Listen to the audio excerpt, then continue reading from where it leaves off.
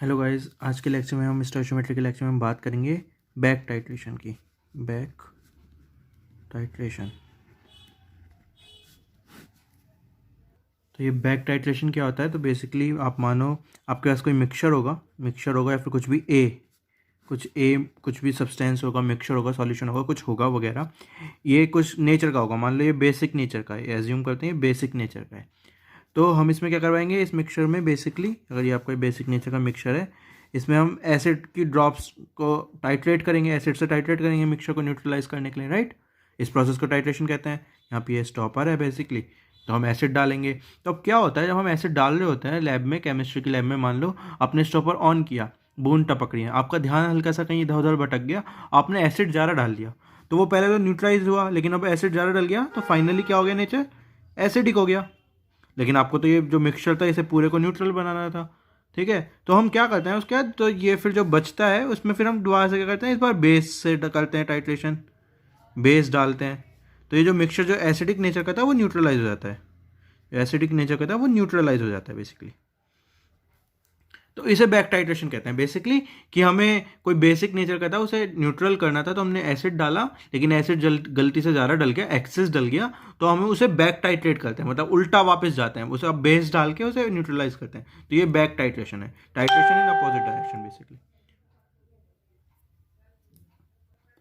अब इस पर एक सिंपल क्वेश्चन कर लेते हैं, एक या फिर दो क्वेश्चन कर लेते हैं, उससे आपको समझ में आ जाएगा।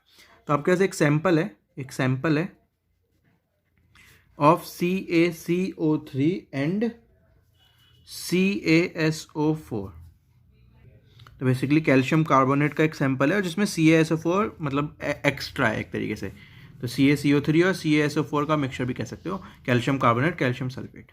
इसका एक आपका सैंपल है, आपने इस सैंपल का 1 ग्राम लिया, 1 ग्राम। पहले तो इस सैंपल की अगर हम बात करें, ये सैंपल नेचर में कैसा है, एसिडिक है कि बेसिक है, तो कैसे देखोगे, जो CaSO4 वाली सॉल्ट है वो किस दो से बनी होगी, वो बनी होगी CaOH होल ट्वाइस एसिड से और बेस से, और H2SO4 एसिड से। तो ये क्या है, स्ट्रॉन्ग बेस है, ये क्या है, स्ट्रॉन्ग एसिड है।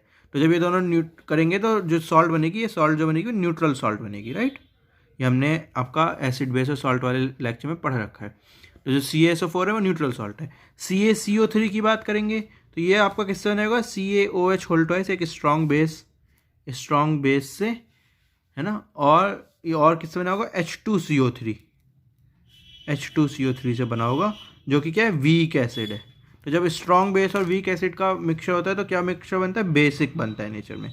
तो बेसिक प्लस न्यूट्रल मतलब बेसिक। तो जो CaCO3 प्लस CaSO4 का सैंपल का जो मिक्सचर है, सॉलिड सैंपल है, पाउडर फॉर्म में होगा, ठीक है ना, वो बेसिक नेचर में है, ठीक है ना। हमने इस बेसिक नेचर का 1 ग्राम लिया और उसको हमने एसिड सॉल्यूशन में डाला, इस बेसिक नेचर को हमने एसिड में डिसॉल्व किया बेसिकली। तो एसिड और बेस की हम बेसिकली रिएक्शन करवा रहे हैं। एसिड क्या लिया, एसिड का हमें दे रखा है इन्होंने 230 ml ऑफ 1/10 नॉर्मल HCl। तो बेसिकली आपको क्या दे दिया, कंसंट्रेशन दे दी एसिड की और वॉल्यूम दे दी। तो बेसिकली आपको MEQ मिली इक्विवेलेंट्स दे रखे हैं एसिड के यहाँ पे, राइट। कंसंट्रेशन और वॉल्यूम दे रहे थे तो क्वांटिटी निकल सकती है ना। तो आपको इतने ml में, एसिड के इतने ml में, और एसिड की कंसंट्रेशन ये थी, इस 1 ग्राम मिक्सचर को डिसॉल्व किया तो कुछ एसिड प्लस बेस रिएक्शन हुई होगी, राइट।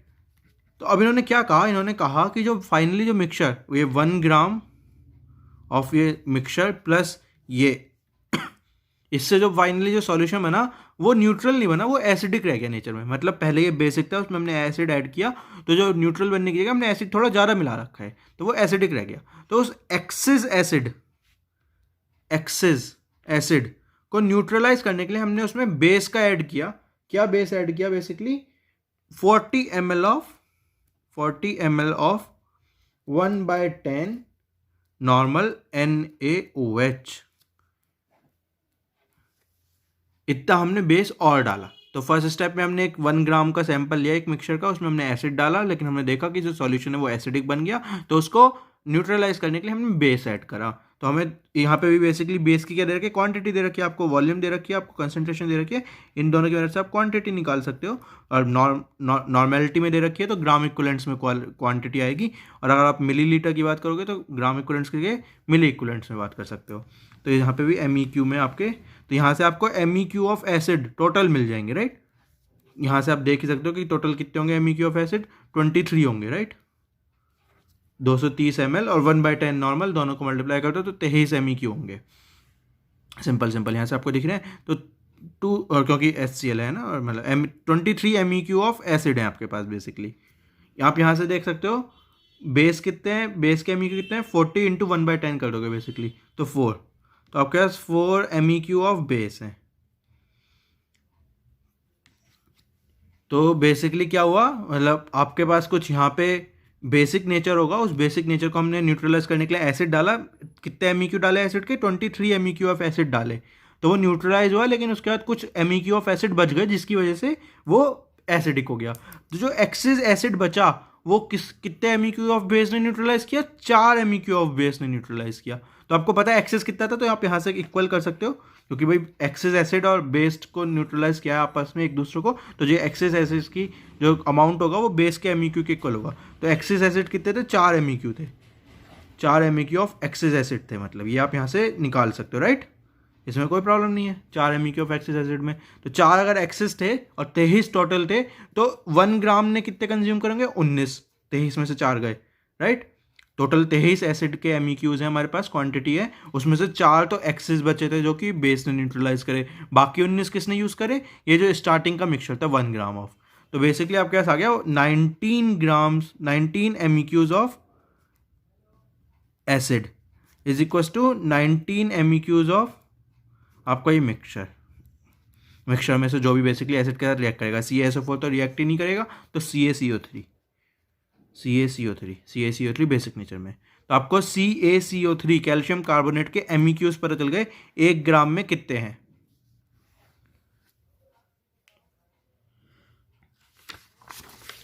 बस तो सिंपल हो गया, लाइक, है ना। तो आपको सैंपल का वो निकालना था, क्या कहते हैं कि कौन कितना है बेसिकली।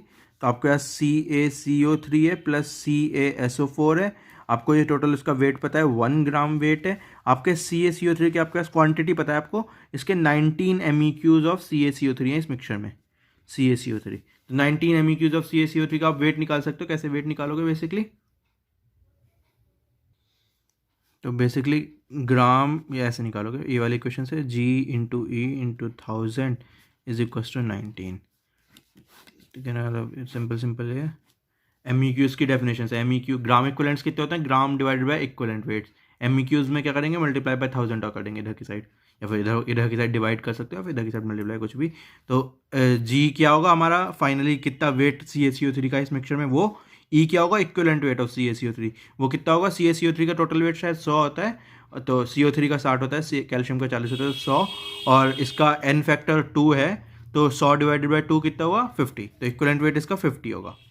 तो G डिवाइड बाई 50 इसको इंटू 1000, 50 से आप ये काट सकते हो, 20 टाइम्स कटेगा, उधर चला जाएगा, तो G की वैल्यू कितनी आएगी, 0.95 ग्राम्स।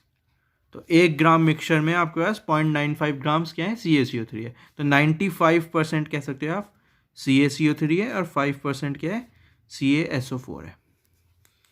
तो हमने ये बैक टाइट्रेशन से क्वेश्चन का सॉल्यूशन सॉल्व किया। ओके, तो एक और क्वेश्चन करते हैं। इस क्वेश्चन में क्या है, एक Na2CO3 का आपके पास 1 ग्राम Na2CO3 है, लेकिन वो इम्प्योर है। आपने उसे 250 ml का एक सॉल्यूशन बनाया पानी में डाल के, उसका 50 ml का सैंपल लिया, उस सैंपल को आपने न्यूट्रलाइज किया with the help of acid. ये बेसिक है नेचर में Na2CO3। आपने एसिड्स की मदद से उसे न्यूट्रलाइज किया, तो एसिड के आपके 50 ml 0.1 नॉर्मल HCl आपने डाला, मतलब 5 MEQ डाले, उससे आपने इसे न्यूट्रलाइज किया, लेकिन वो न्यूट्रलाइज होने के लिए एसिडिक हो गया। फिर आपने बेस डाला उसे कंप्लीटली न्यूट्रलाइज करने के लिए। आपके पास बेस क्या था, 10 ml of 0.1 normal HCl NaOH। तो आपको फाइनली क्या निकालना है, इसमें कितनी, मतलब उसका वेट कितना है इम्प्योरिटी के अलावा। तो ये 1.6 ml MEQ आपके NaOH के यूज़ हुए,